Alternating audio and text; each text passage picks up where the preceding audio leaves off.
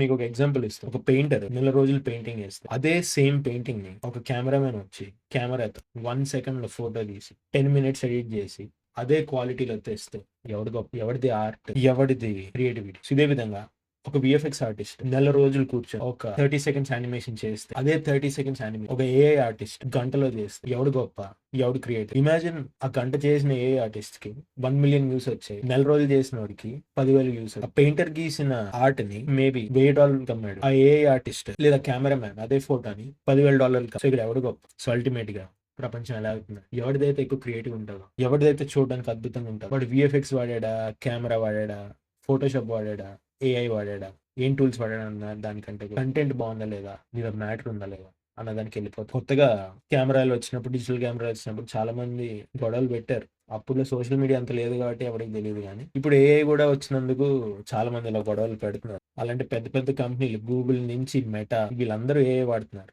Chat GPT. So మనం వాడే కారణం మంచిదైతే మనం ఎథికల్ గా వాడినంత వరకు, ప్రాపర్ గా వాడినంత వరకు నన్ను అడిగితే ఇందులోనూ తప్పులేదు. అలాంటి పెయింటర్లు ఏమైపోవాలి, ఫోటోషాప్ వచ్చాక కెమెరామ్యాన్లు ఏమైపోవాలి, విఎఫ్ఎక్స్ వచ్చాక ఫిల్మ్ మేకర్స్ ఏమైపోవాలి. దేనికి దానిదే అని నా అభిప్రాయం. ఈ సినారియో చెప్తా చూడండి. ఒకటి దగ్గర 10 కోట్లు ఉన్నాయి, ₹1,00,00,000 పెట్టి యానిమేటెడ్ సినిమా తీసి, మరొకటి దగ్గర 10,000 ఉంది.